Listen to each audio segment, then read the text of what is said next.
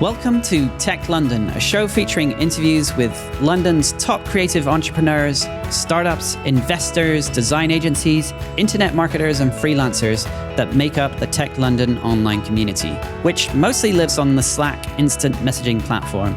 We rotate through both hosts and guests for these interviews, so you have the chance to hear from multiple perspectives on London's tech scene.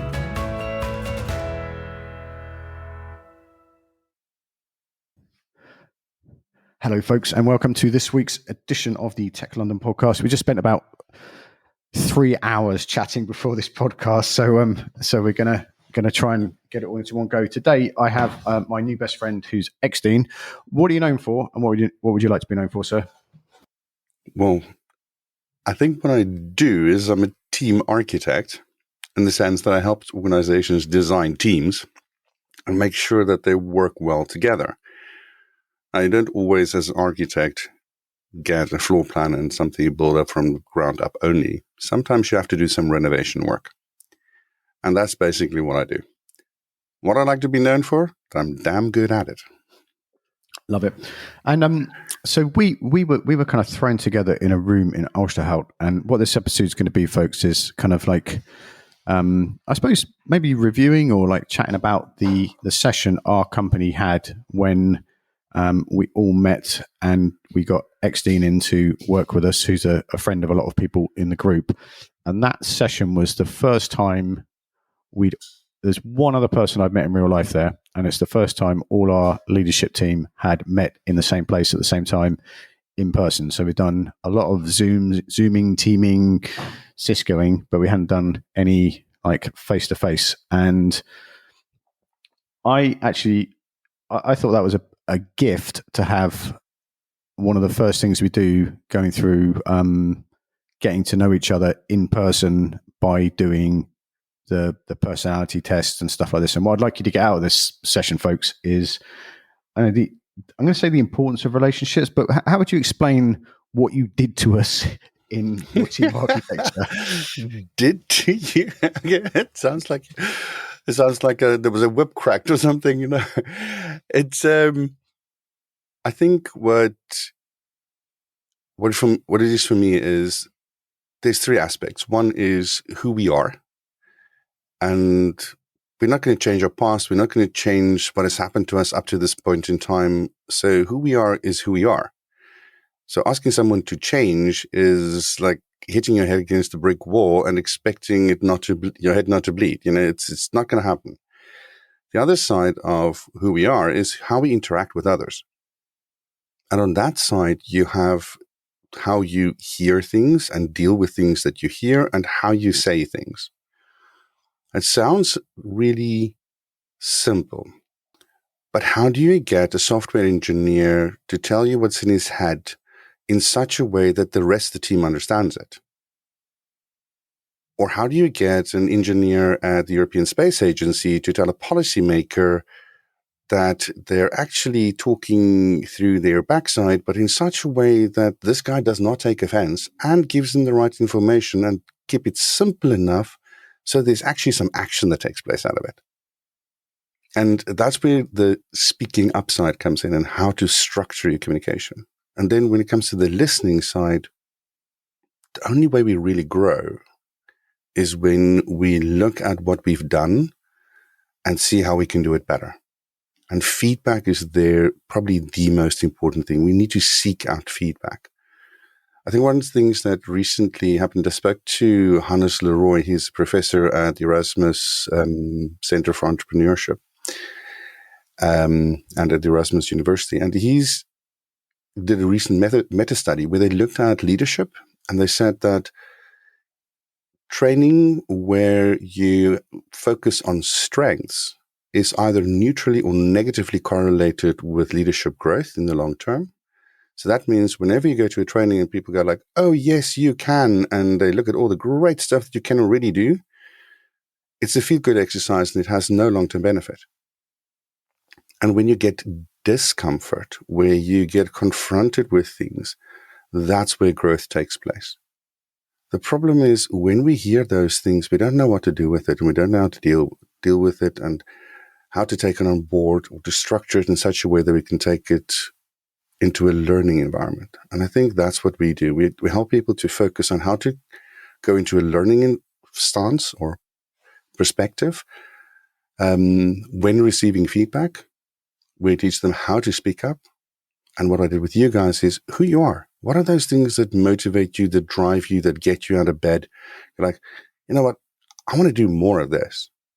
Because when we get those passions out on the table, we know that performance follows passion. So if we know what the passions are, we can drive performance. And that's where we basically started with you guys. It was really what was the name of the? We can put a link in the show notes to the test, actually, if that's helpful. Yeah, sure. I'll give you a link that you can put on, and people can link through to my version of that of the website there. But it is the Via Character survey, so it's values in action. So let's say it's quantifying your values and purpose-driven actions. And there's been more research done on this and applied positive psychology, which is a new area of psychology that was defined about 20 years ago, than I think any other area of psychology in the 60 years before that. And so the principle behind it is that it's not there to fix people. So within psychology in general, we're trying to take people from a negative to a zero. So just get them back to from where there's an element that might be broken or that is not okay. And a lot of the psychology research has been about that. What you do in applied positive psychology is you look at taking people from a 0 to a 1 or to a 2 or a 3 to take them into the positive numbers and help them to grow. I think that's sort of where the shift is. And that survey is a good starting point to identify those things that can help you grow. And one of the two things I'm dying to shout out is like I can't remember, it was like 20 lines came up on the thing, and creative was quite low down for me. And one of the things that just saved me so much energy is that I kind of looked at it and I was a little bit disappointed at first, because I've always thought, oh, I'm so creative. But actually, I'm a really, really good curator. And I looked at everything I do. Even like what we're doing here I'm creating a podcast, but we're having a conversation, putting together information. But where I really struggle is coming up with ideas, or, Alex in our team, the founder, is very creative and creates things out of thin air. And I really struggle to do that. So I just stopped trying to do that as a result, and my energy shifted. So it's only been 2 weeks since we met, isn't it? Mm-hmm. And I have just become way more efficient with that little distinction. I think it's a very important one you make there. And it's also, creativity is also a very important one to touch on. If you're constantly being creative, there's 1,000,001 ideas, but no work gets done. Yeah, that's an issue too. So it's great to have one or two or a few creative people, or get a group together and that can be creative. But some point at the back end of that, there needs to be an evaluation that's done to decide which things are we taking forward. Then that needs to be initiated, started, and then it needs to be completed. And there are different people that feel they are passionate about different aspects thereof. I mean, if you remind me, what I do is I can share a diagram with you that I did in my master's thesis, where I bring these things together, the Via Character, and with something called grit. Angela Duckworth. Correct, Angela Duckworth. Yeah. She talks about high persistence and high passion. And there's basically two of these values in action that fall into that persistence category. The rest all fall in the passion category. And the persistence element is usually how do people that start stuff and people that finish stuff or stick with it. All right. And there's not that many. It's really strange, but there's not that many people that can start stuff and finish stuff. And so those are really worth their weight in gold, especially in startups, because that's the way we get stuff done. And so do not sell yourself short when you say, well, I'm not the creative guy, but I'm the curator. You are worth more, I think, than a lot of creatives, because you get the job done, we get it started at least. Both those things are really important. That is exactly how I feel. Like my energy has gone up because I've given myself permission to not come up with ideas and just like finish what we've done. And there's a load of stuff where I've been like, why did I start this? Because I sort of thought I had to start something, and I definitely feel a shift in the energy around our team. The other thing was like one of the huge values of doing that was it's the first time we all met, so we were kind of excited about meeting, and I think maybe we were a bit more open to being guided because we were like, oh, let's find out a bit more about each other. So it accelerated our connection. But then we were able to go, so, Alex and Bernie are really good at the beginning and the very, very end, but they need someone like, Jax or Tally to come in and work out the bit in the middle. So I like strategy, but putting that strategy into a plan and turning it into a tasks, I am world-class shit at. And now I just don't feel bad giving that to someone else to do.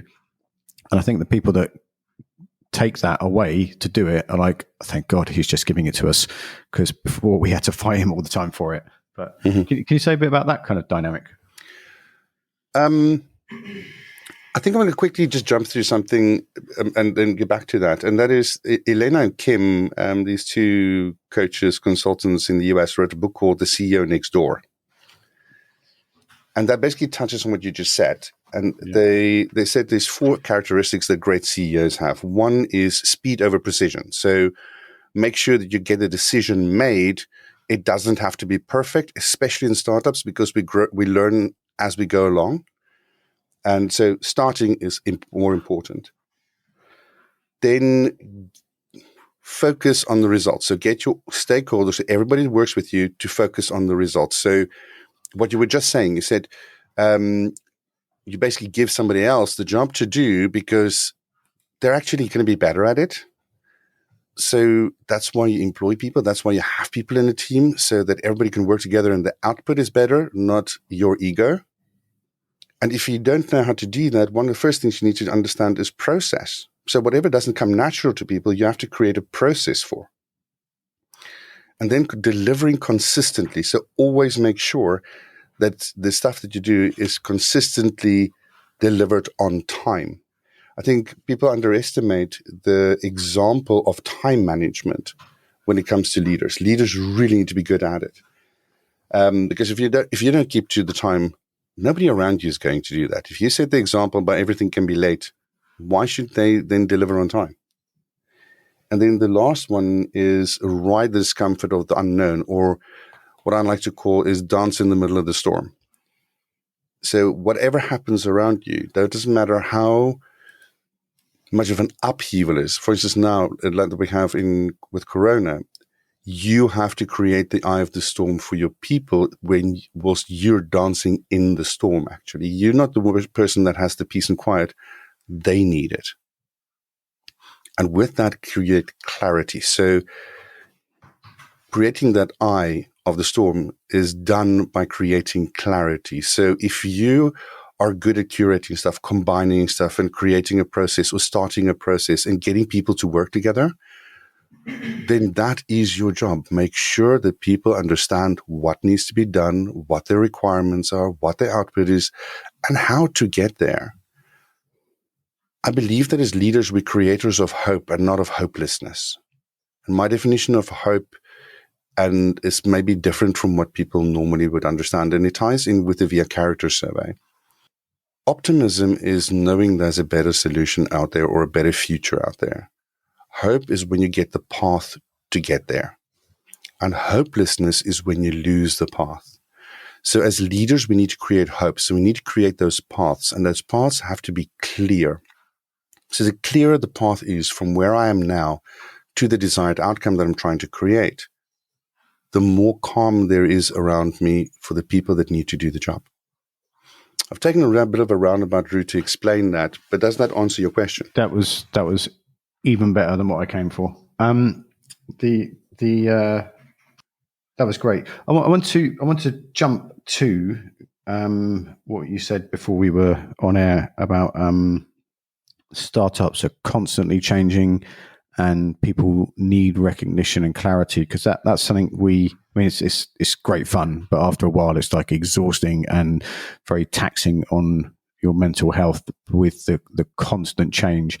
And that's one of the things that, particularly from like January to August, there was a lot of change and pivoting, as we like to say in the startup world, to get where we are now. And that was, like people who are running companies, how do they deal with that situation with the people in their teams?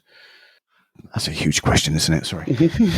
I'm just also thinking that this word pivot.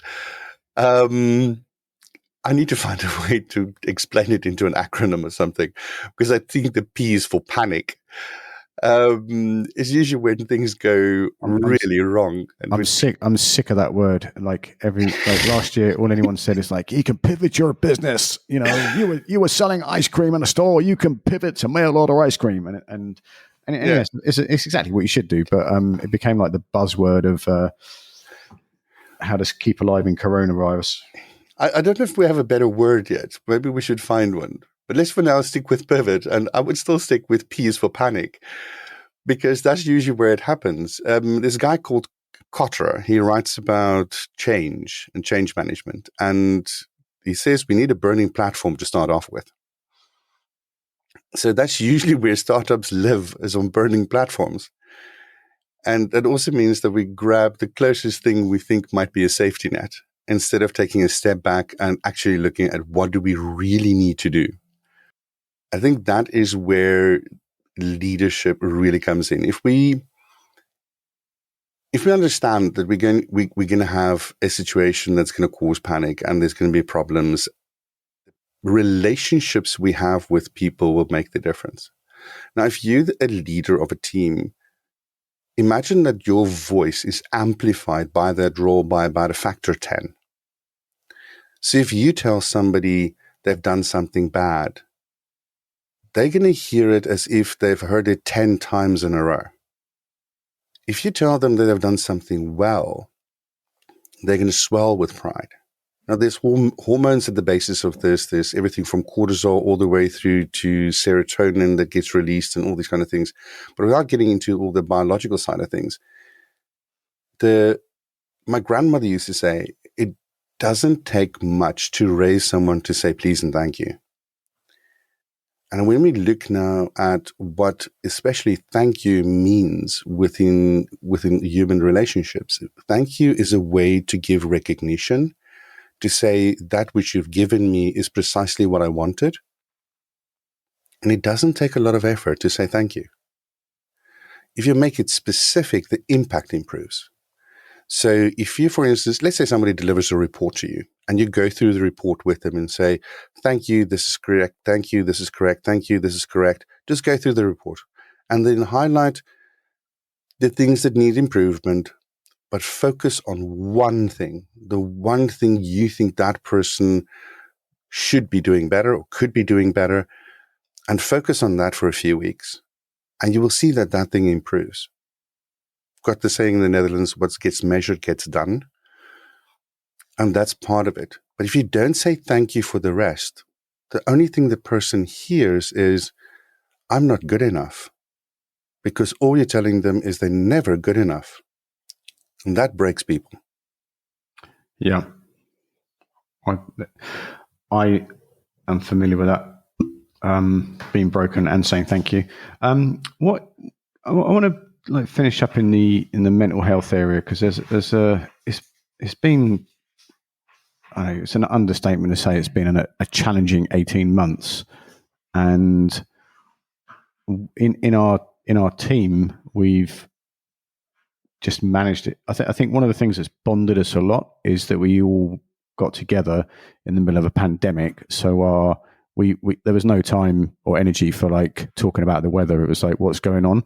And people are in lots of different countries, and like in South Africa, as there'll be power cuts. It's just part of everyday life, and part of our teams in the Philippines, and there'd be tsunamis, and here in London, it's kind of the worst we have is Boris Johnson, and it's, so we got to connect in a way that I've never connected with a group of people I'm working with, either in person or remotely. But all of us, right from the beginning, we just made it okay to talk about struggling mental health and stuff like that. But what else would you advise people to do? Or, and it's a very unique situation around mental health and work at the moment. I think I'm going to make it very practical. Okay. There's all kinds of reasons and theories and stuff like that I can explain to you, but let me make it very, very simple. We need a way for recognition of who we are and that we belong. And the easiest way to get that done is doing a random act of human kindness. So literally do something for someone else that they cannot do back at you. I usually use the example of a cup of coffee, but I mean, on my website, we have about 101 of these things we've gathered over time, and we're constantly building more. But a cup of coffee is a great example, I think, because if you take somebody a cup of coffee or a cup of tea, I mean, you are in the UK after all. And although Boris Johnson might be a force of nature, as you just described him, he's still not going to impact your cup of tea, I hope. So take the cup of tea and give it to someone. And just that simple act of giving them something means they feel seen.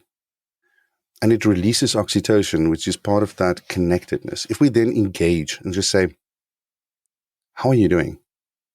And give them at least 5 minutes to explain how they're feeling, what they're dealing with, what they're coping with. It's wonders what that does.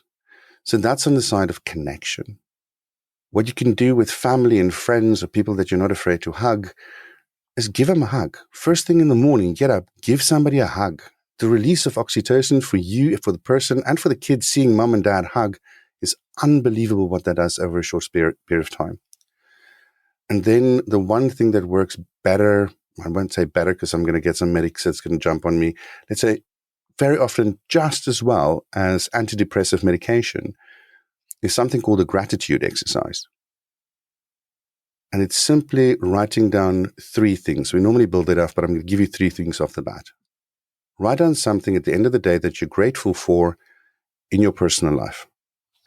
Somebody that you care about, will feel love towards. Write that down.